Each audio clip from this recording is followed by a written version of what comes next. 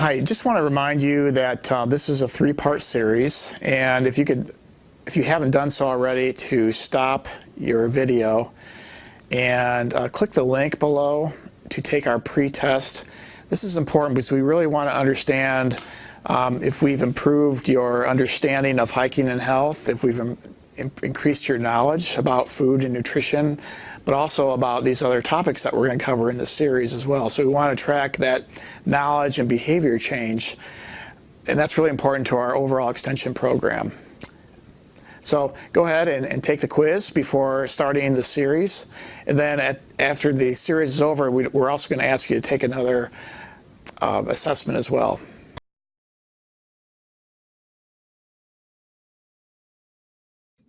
All right, hey everybody, welcome back to those of you who came back.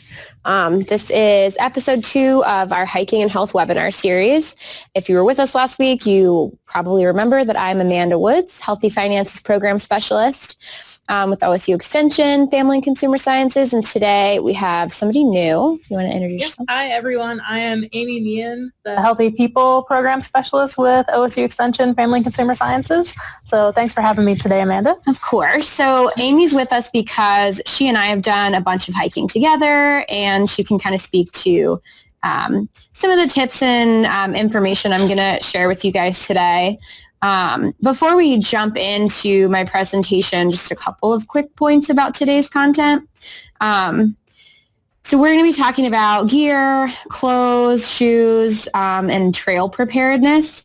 And a lot of this stuff is obviously really helpful. Definitely. But some of you are going to say, I'm going to just go hiking, and I've hiked before and whatever, jeans and a t-shirt, and that's fine. You can obviously do and wear and take whatever you'd like with you. The information that I'm sharing I think becomes a lot more relevant the longer your hikes become and the more challenging your hikes become. And so that's kind of where a lot of these recommendations come from, and just definitely some stuff to consider as you start to, like I said, take on more challenging hikes, take on those longer day hikes. Being prepared is going to count a lot more. And I will say I've learned a lot from you, just us hiking together. So you're definitely the person to go to when it comes to trail preparedness. I've made a lot of mistakes in the years that I've been hiking, and so I can speak to, there are definitely times where we've just kind of taken off on a trail, a couple miles in work clothes or semi-work clothes and been fine. And then there are definitely times when I've taken on a longer trail and was unprepared to do so. So I think it's just good learning experience stuff. We'll head into our presentation though and kind of get started. Okay, so like I said, today's episode is preparing for the trail. And so it's me, and we have Amy Meehan with us today. So the objectives for today's episode is I'd love for you to understand how to choose the proper clothes and gear for the trail, understanding the physical and mental health benefits of time spent outdoors, which we covered in the last one, so I'm probably going to skip that one this time around. Understand the importance of sun safety, and understand how to find and prepare for your choice of trail. So we'll move on. So the questions we can talk about before we get into it are, what kind of clothing and gear should you consider for a day hike? Is sun safety important on a tree-covered trail? And how would you go about preparing for a day hike? I'll skip past these two because I covered them last week. So we're going to hop into our video. Oh, looking forward to the hike. Yeah, I'm ready. Did you want to run back and change your clothes real quick, maybe before we head out, or? I don't know, it's kind of cold out right now, but... Yeah. Well, I mean, if you have a change of clothes, I would probably recommend maybe you do that. I noticed that you're wearing jeans and a cotton sweatshirt and a cotton t-shirt, and the sandals. So the sandals aren't going to give you much stability when we're out hiking, and there's also not a lot of protection for your feet. I like them. They help my toes breathe a little bit. Yeah, for shorter distances that might be okay, but for longer distances or when you're not sure what the trail conditions are like, I would recommend closed-toed shoes. But really you want to be comfortable too.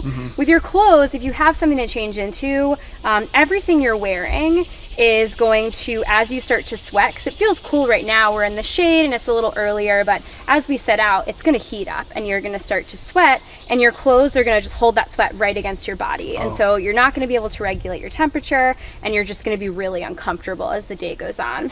I chose clothes that are all wicking, and essentially what that means is as I sweat, the clothes will take the sweat away from my body and allow me to regulate a little bit more. So if you wanted to run out maybe real quick and change clothes, we can wait here. I'm waiting for Amy to come anyway. So. Okay. All right. Perfect. See ya. See ya.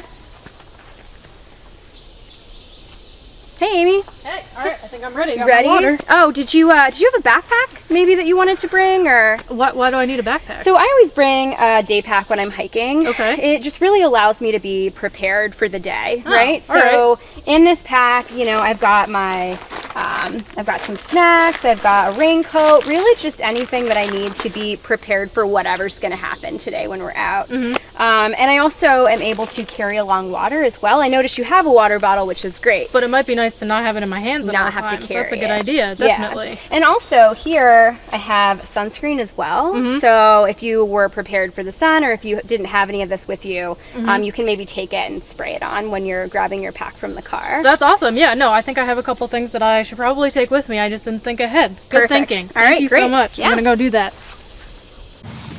And we're back. So we will jump back into our presentation. So clothing choice for the trail. And like I said before, we kind of jumped in, shorter hikes, metro parks, just walking for the day. Obviously, just dress comfortably. But when you're taking on longer hikes, when you're going to be out for a longer time, more challenging trail, it's really important to consider what you're wearing and what you're bringing with you as well. So you want to choose clothes that are based on the forecasted weather. And I can't stress that enough, that you should really check the weather. Oh, definitely. Even just this time of year, I feel like it's really cold in the morning. It gets really hot by the afternoon. So just knowing what's coming your way can always be really helpful. Right. So it's really hard to be prepared if you're not quite sure what's going to happen. And especially like Amy just said, this time of year, the temperature fluctuates so much. Also, if you're in other states where you're going to be maybe hiking at altitude, the temperature can fluctuate a ton too. So the fabrics that you want to consider, lightweight wicking fabrics in hotter temperatures for sure. Always have a wicking fabric against your skin, which I think I mentioned. Thermal underwear and base layers in the winter, and you want those to also be wicking. Basically anything against your body, you're wanting to pull sweat away from your body.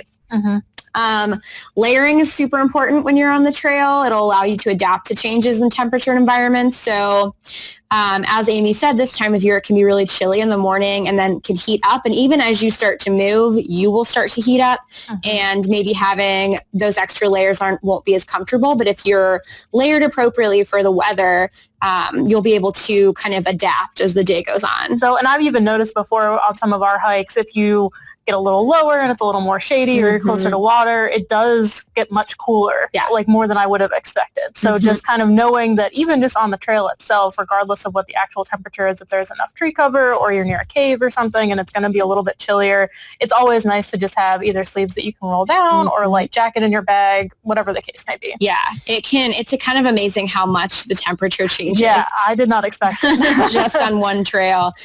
Because a lot of a trail can be really tree covered, and that lack of sun can really affect how warm it gets there.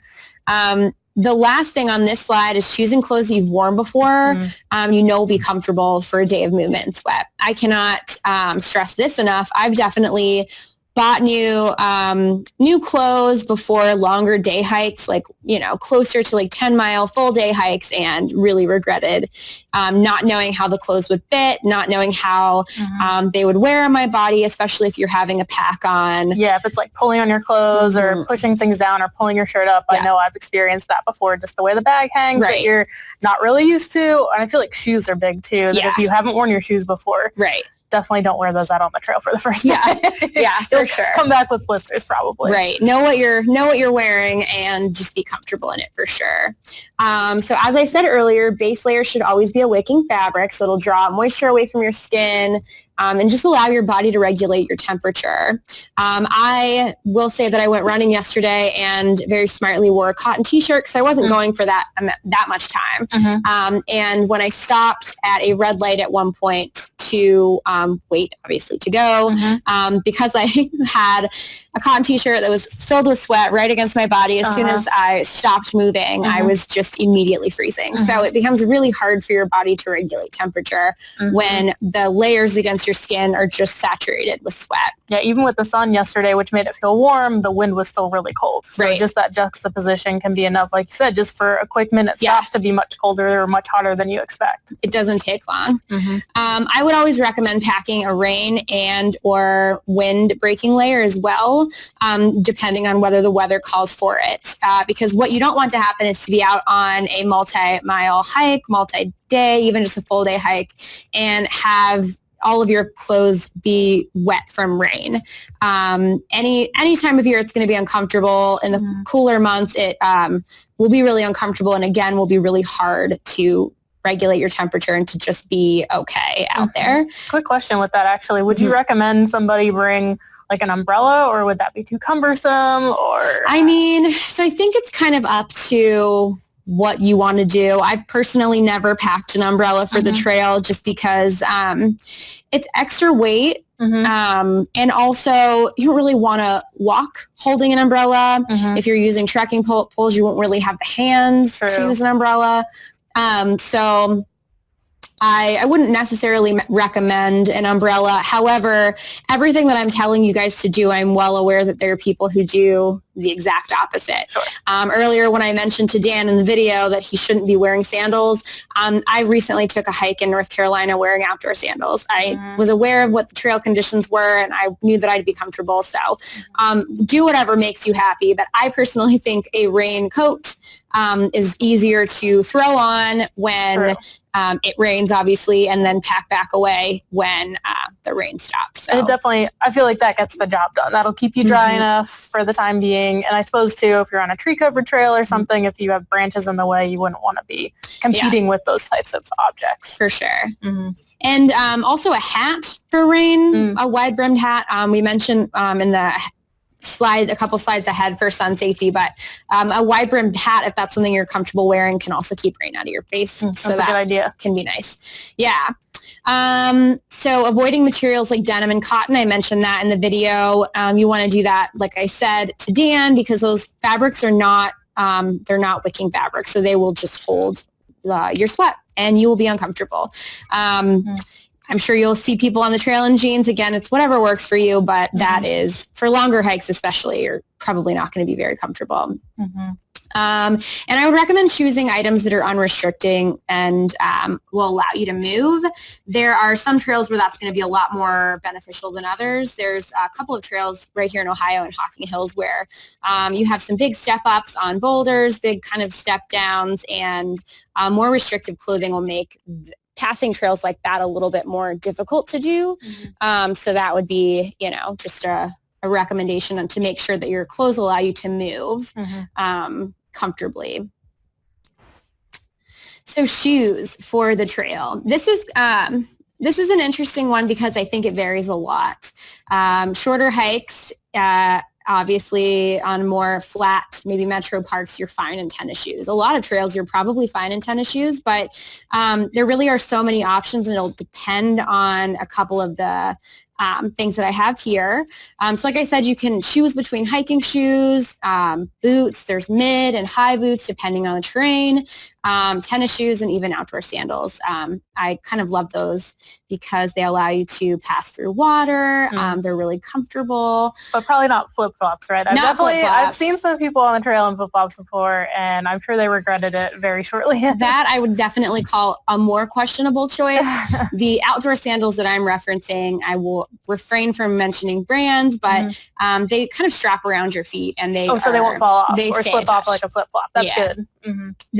Again, depending on the terrain, probably not like great for rocky terrain or steep or anything like that, but it's whatever you're comfortable in.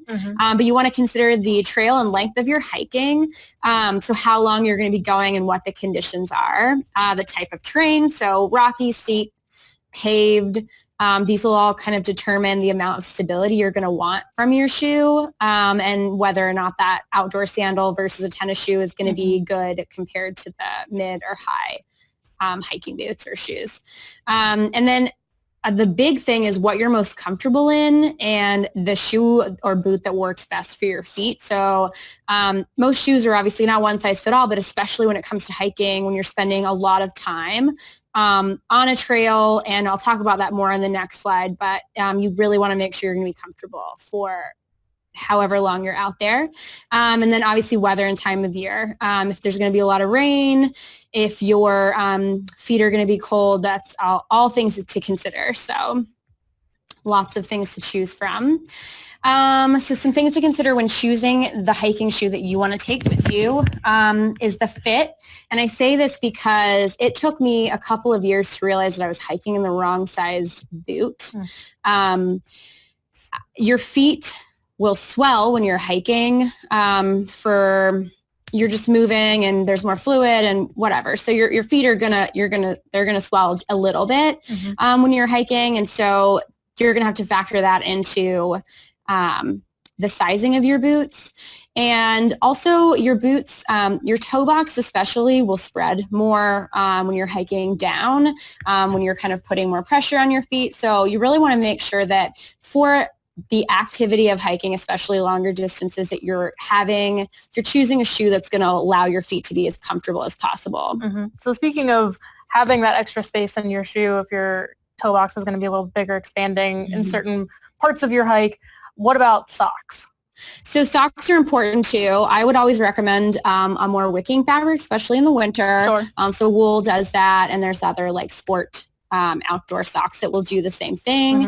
But yeah, you want to just make sure that they're the right kind of socks for the weather. Is it helpful to have like a thicker, cushionier sock, or can that work against you? It depends on what you're comfortable in and what works best with the boot or shoe that you're choosing. Gotcha. The more padding can definitely help with blisters and just your level of comfort when your boot. You want your socks to come above the shoe. So if you have like mid-level boot or higher hiking boots, you want the socks to that come makes sense. above So that. the top's not rubbing against your leg. Will get uncomfortable very quickly. So consider that.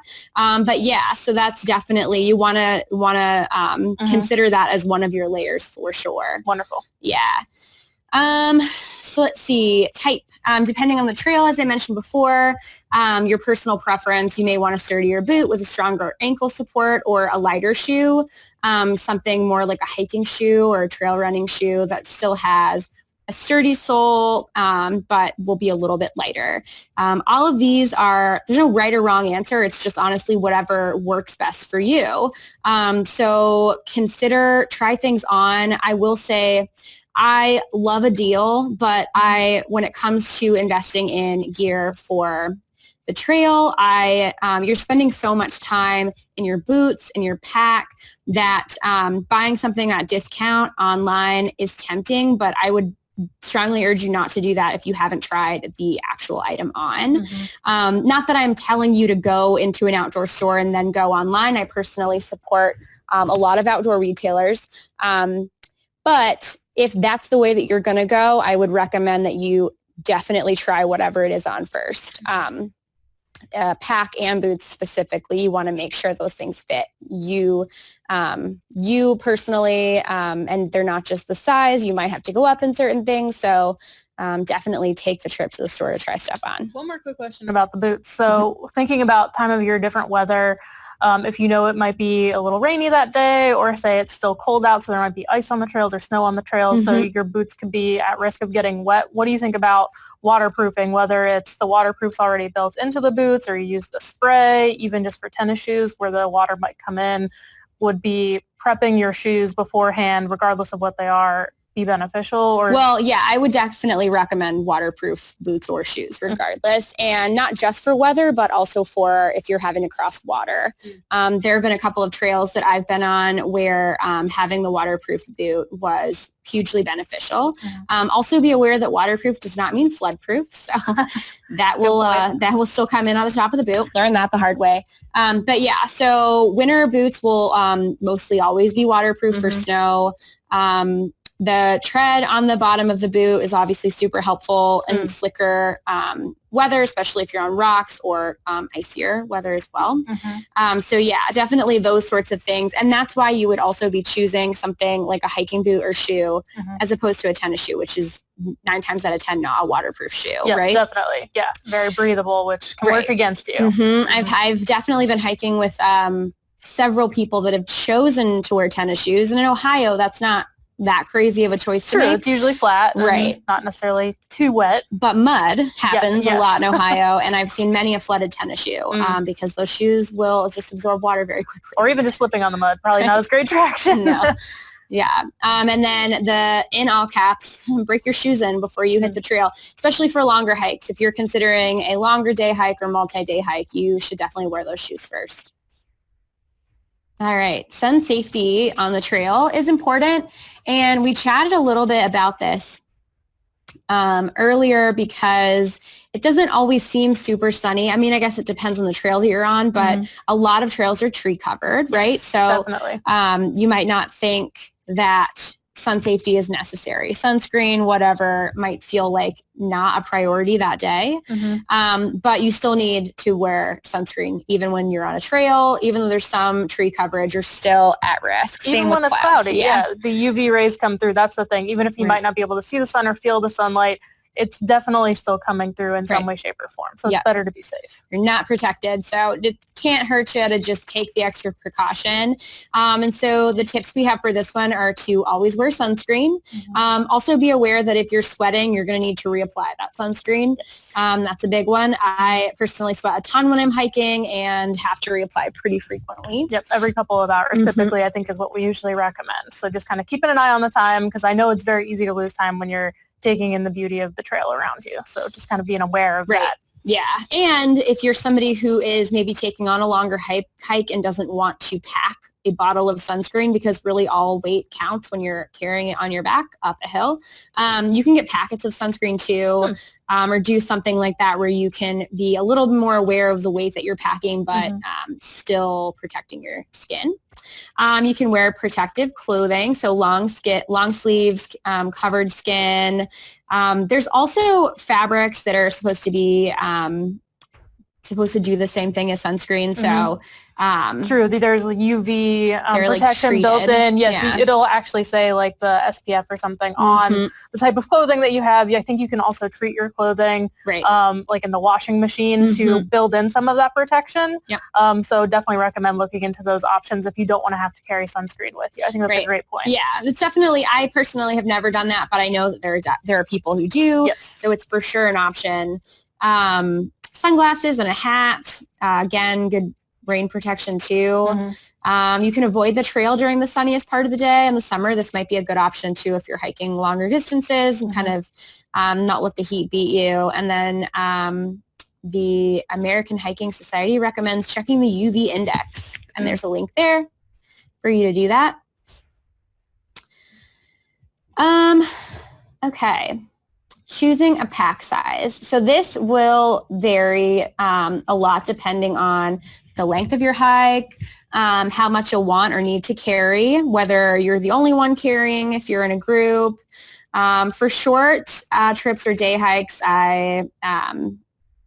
a day pack is obviously a good fit. So like the size of probably a normal backpack. They're usually around 30 liters and they can fit most everything that you'll need for a day hike, especially if you're in a group and everyone's carrying one.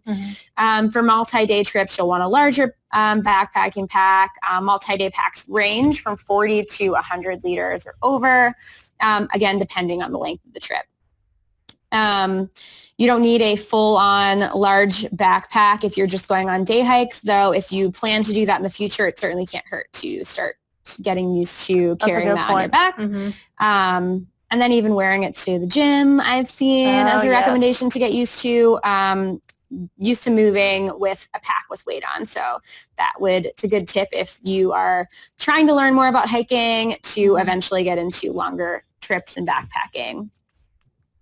Can be a little jarring to have a pack on. It throws your center of gravity off if you're not used to it. Oh, definitely. Even just the way you hold yourself. I'm sure there's probably some back strain or shoulder strain that you might experience. So absolutely getting used to things that makes a lot of sense. Yeah. All right, so choosing the appropriate size pack will enable you to carry what you need without weighing you down. And so if something that you're looking into, I've definitely hit shorter trail. When I was in North Carolina recently, I wore a fanny pack. Oh, all right. So I will rock a fanny pack, but obviously you have to carry your own water, consider those sorts of things. But really any kind of day pack that you're comfortable wearing is a good investment. It'll fit everything that you need. It'll fit the water, or if it has a water reservoir, that's a hard word. A lot of day packs will have the bladder in the back and then the straw on the shoulder so that you can stay hydrated throughout the day. And if you watch Dan's episode, you'll know that hydrating during the day is really important rather than just like stopping every now and then and chugging water. Your body doesn't use it the same. So it's nice to be able to just detach your little straw, sip, and then keep moving. Yeah, that's great that you don't even have to like stop and unpack and like dig for it. That's kind of a cool thought. Yeah. And that is comfortable for multi-hour wear. So I like a chest strap on my day pack. I've seen hip straps on them as well. And what those straps do is allow for distribution of weight and where your body is essentially carrying the weight of the pack. And so you'll feel it differently in your back if you have the straps, and some of them will have adjusting straps too. The larger packs definitely have these. They'll shift your load and they'll just allow it to sit on a part of your back that's more comfortable for you. So if you're somebody that has some discomfort in your back, that might be something that I would recommend, is finding a pack that'll allow you to adjust the weight on your back in a position that you find comfortable for, wearing for a couple of days, especially, like I said, if it's not just a flat hike, you're definitely hiking up, you're going down. It can be a lot if you're not used to carrying weight on your back. Sure. And even if you're the type of person that doesn't necessarily have pre-existing back issues or anything, just after a couple hours, that's going to get some strain into your back and shoulders. So having that extra way to adjust the weight, support yourself, I think that makes a big difference. And even changing it around throughout the hike is something that I tend to do, especially when I'm carrying more weight. When my back starts to feel a little bit weird, I'll just kind of shift it around, drop it lower, pull it up higher, and just kind of make it more comfortable. Perfect. So trekking poles are also a really great thing to take with you on a hike, even shorter hikes, depending on, again, where you're hiking. They're great with balance and stability. If you're having to cross water, or having to stand on rocks to cross, if you're having to cross a log, the stability and balance that a trekking pole offers you is huge. That fear of falling into whatever you're crossing, not having that because of the poles is great. It can prevent knee and hip problems. As I showed in the video, they're adjustable for height. So obviously anybody can use them, but also whether you're going uphill or downhill will determine maybe how long you want those poles to be for you. So I think these are great. I've actually only tried them on our most recent hike. Dan actually allowed me to borrow his for that day because I'd never experienced one. And while we had done many hikes previously, granted a lot of them were flatter trail, I had no idea that it would have made the difference that it made, even on flat trail. Just having that little bit of extra stability if there were some muddy spots or if we did have to take some bigger steps up or down, it just gave me a much better sense of security. So I would definitely recommend. It's cool to know that these things exist. Oh yeah, they're great. I've especially like obviously flat trails not as important, although those crossings it can be really helpful. But there are a couple of trails in Ohio, Zaleski being one of them, that I am not sure that I would ever hike without a trekking pole, just because there's some really steep uphill, steep downhill, and these poles really do just offer you a lot more stability in all of those areas. It's just a lot more comfortable. And anything else that you want for the trail, these extra things I think will be determined by the length of your hike. So if you're planning on taking a day hike and are unfamiliar and have never done it, or even if you have, the longer you're out there, you want to be prepared for really the unexpected. I've taken day hikes before. The first time I hiked Zaleski, I got there a little late, but was assuming that I would be fine, and I didn't have shelter, and I didn't have light, and we got lost and ended up having to like basically race the sunset. So I would not recommend doing that. It is a very stressful way to hike. So just be prepared depending again on where you're going. A knife, a first aid kit if you're taking a longer multi-day trip, and especially in areas where you won't have service, more remote areas, a GPS spot is a huge way to stay safe. Tarp or temporary shelter, always great. If you're out there longer and might need something like that, I would recommend throwing it in your pack. And just we'll talk about it in the next video, but just being aware of what is ahead of you and being prepared for that is important. Okay, so before we go into the next video, we'll hop out of the presentation. I just want to, I feel like we went through a lot of information. A little bit. So I wanted to see if anybody has questions about that content or comments. All right, cool. Nothing there. So we'll move back into our next video. And if something pops up while we're out, we'll address it after. Hey, Amanda. Hey guys, you guys ready to hit the trail? I think so. All right. Just wanted to stop here and take a look at the map real quick and then grab one to take with us. Why would you grab one? Well, this is a new trail. None of us have hiked it, and I think that it's best to know where we're going, what kind of distance we're going, and then on the off chance that we lose the trail and get lost, it's really nice to have this to help us I guess find that our would way make back. sense. Yeah, I typically bring my phone and I use the All Trails app, but because we're in such a rural area, you can't always get service and you can't always rely on your phone to get you back to a trail if you're lost. So I always recommend looking at the big map and taking one with you when you go. Sounds good. All right, great. Let's get ready. All right, let me just grab my bag. All right. Oh, Amanda, that's a really nice bag. Where'd you get that? Thanks. So I actually ordered it online, but what I did to make sure that the pack fit right was I went to an outdoor retailer.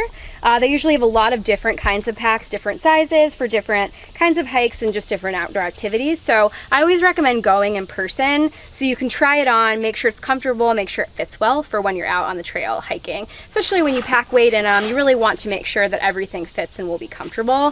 This is a pretty good day pack. It's 35 liters, which carries as much as you need, but I always recommend making sure it fits well before you purchase it. I also like that it has a strap here for my trekking pole. I always bring a pole on a hike. It helps for stability and just helps me cross streams and just be as prepared as I can. So yeah. It looks awfully short though. Well, it actually is adjustable. Down here, you'll be able to expand. Oh, nice. So it kind of helps you want it on different heights, whether you're going uphill, downhill, what you're crossing. So it's completely adjustable to just work for you throughout your entire hike. Oh, that's really cool. I Yeah. can check that out for our next hike. Yeah, definitely. We can all go together and I can help you guys get fitted. Yes. Wonderful. All right. Thank you. Well, are we ready to hit the trail? Let's All right, go. let's do it. Okay, so trail preparedness is important, especially if you're somebody that's new to hiking, even new to physical activity. If this is maybe something that you're choosing to do because you're wanting to be more active, just some tips on going out there when you're going to hit the trail. So I would familiarize yourself with the trail that you're planning to hike or these items of a trail before deciding to hike that. So the difficulty level, what's the terrain like, and what's the trail length? These are all, I think, important questions to ask and to research before you choose a certain trail. So I feel like most trails probably have something online, right, that you can go look up beforehand, that you should be able to find any of this information online before. You don't need to wait till you get to the trailhead and look at the map and then decide, right? yeah, that would probably not be an efficient use of your time. So depending on where you're hiking, there's all of this information lives online. Ohio State Parks if you're here. If you're going elsewhere, there's a lot of different resources that will tell you the distance, the difficulty, so how hard that trail will be to hike, and then you can get information about the terrain in that area as well. If you're somebody that's new to hiking or physical activity, maybe taking on a longer, more difficult hike by yourself would be probably something I'd recommend against. If you want to do it in a group, you know, just making sure that you're physically at a point where you are capable of kind of taking on the trail that you're taking on. And I just said alone. I think we also, so I am somebody who typically does hike alone, but being aware of the trail that you're going to hike, these things are really important. So whether you're in a group or not, just being aware of kind of what's ahead of you. Definitely. And at least maybe like your first couple hikes, go with somebody who is more experienced. Right. Like that's how I learned from you. Right. And that was really helpful. And now I'm much more confident if I were to go out by myself to know what to look for, how to be prepared, letting people know where I'm at, those types of things. Yeah. So I have some links down there to find a trail near you. And then ODNR has a trails, it's like an interactive map that you can click on and kind of see. So I put both of those things there for you. And again, if you're planning to hike outside of Ohio, these resources will exist for most every trail. There are also resources, also websites that kind of focus on a lot of trails just in the country. So you can kind of search. So the information's there for sure. So being prepared, a big part of being prepared is having a map or access to a map with you. So having a physical map, if you're hiking a trail you're unfamiliar with, is a good idea. As I said in the video, just so you can kind of see where you're going and familiarize yourself with the trail before you hit it, but also, so when you're hiking, there are traditionally blazes on a trail, which are like patches of color on trees that kind of allow you to know that you're on the trail still. So if you're in maybe a more remote part of the state, not doing like a metro park where like the trails are paved or rocked and you're like obviously still on it. Sometimes it can be a little unsure as to whether you're still following the same distance. And so, you know, getting lost isn't unheard of. And that's where it can be helpful to know where you're at on a map, be it a physical map or an app, so that it's easier to find your way back. I have been in situations where just because we were pretty remote, not there wasn't a easily paved trail to follow.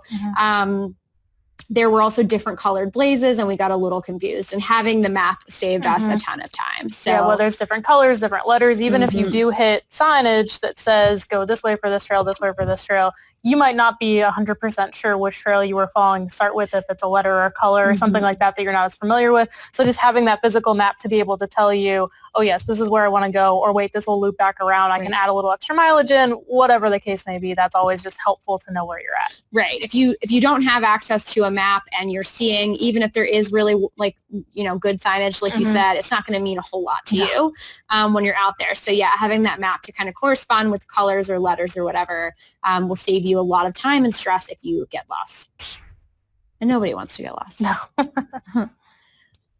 Apps are really great too. I mentioned the video. A lot of apps will work without service too, so that's important to consider. Some of them will allow you to stay. That will continue to have access to the maps when you're out in really remote areas.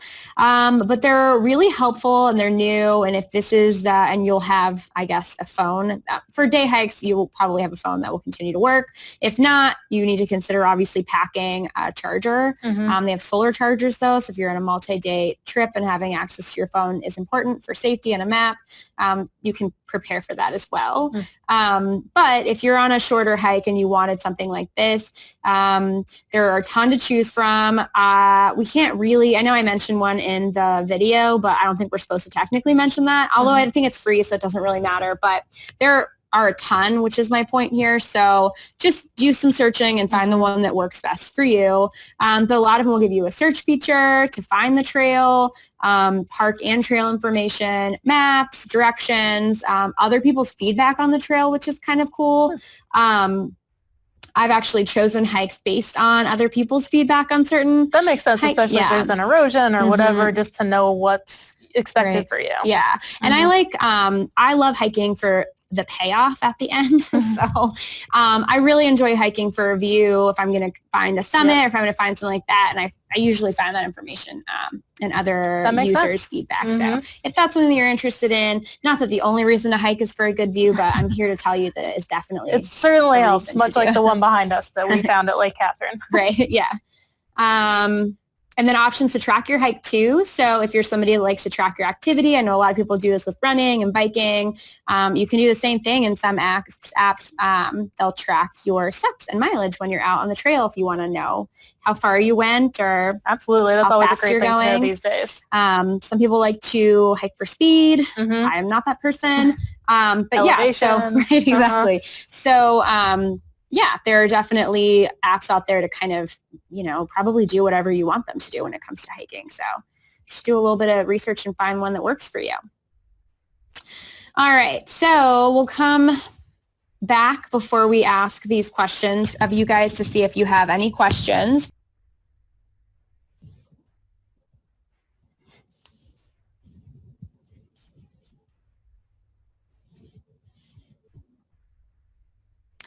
All right, so the questions that we had on the PowerPoint were the same. The bug spray question will be addressed in our third episode. So next week, we have Dave Apsley, who will be discussing tick prevention and plant identification, specifically like poison ivy, that sort of thing. And so there's a really great video that Amy was a part of where he discusses the best types of bug sprays, how to use that kind of stuff, other prevention with clothes. So that's a really good one. I would recommend you guys check that out. Yep, you'll get a lot of detail there. Okay, so if whoever is still here wants to weigh in on our quiz questions before you go, the first one was, what are some fabrics that you should avoid before hitting the trail? Nope, that's not the first question. Why is it important to layer your clothes when dressing for the trail? It was close. Yeah, I'm just getting ahead of yourself. It's fine.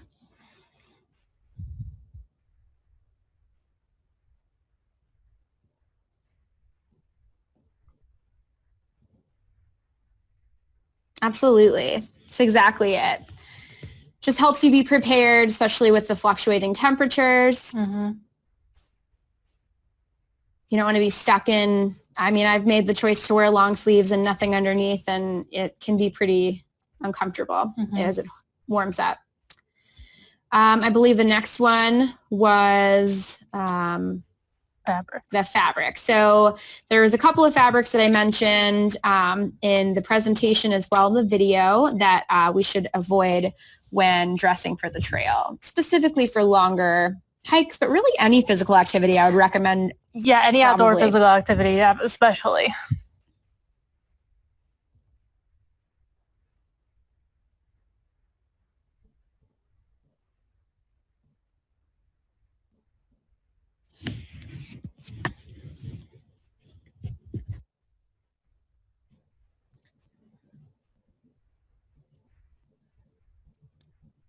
All right, no pressure. It was denim and cotton.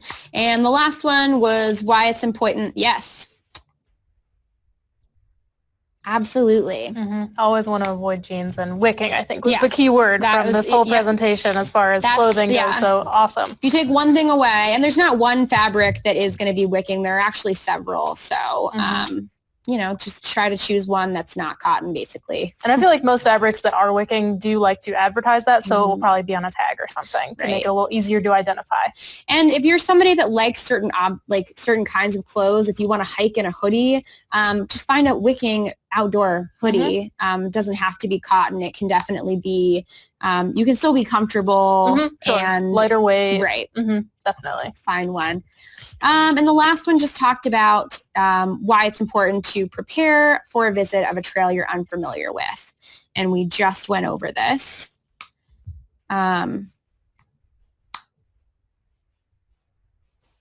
Looks like we just have the same person Thank you for your participation. chugging it out in the chat with us. So I appreciate that. But I will let you off the hook. And since we just went over it, we want to be prepared because it's safe, right? Exactly. Like you want to You don't want to get lost. Right. You want to know what's ahead of you. You want to know that you're physically capable of taking on the trail that you're hiking. You want to be prepared for what's there. So do a little bit of research. And yeah, just have the best experience possible. And again, like a lot of what we went over today are just recommendations. as long as you're spending time out in nature, you will find what works best for you. You'll find what's comfortable for you. These tips and suggestions are there to make that time a little bit more comfortable for you, but do whatever, do what makes you happy. Just spend the time, just start doing it, and you'll pick a lot of the stuff up along the way, I promise you. Mm-hmm. All right, so next week, as I mentioned a little bit ago, we have Dave Apsley. He is a specialist for ag and natural resources, and he's going to be discussing tick prevention and plant identification, how to avoid any of the poisonous plants on the trail, as well as protecting yourself against ticks and other bugs on the trail. So that is next Tuesday. I believe it's the 22nd. Yep. That's probably right.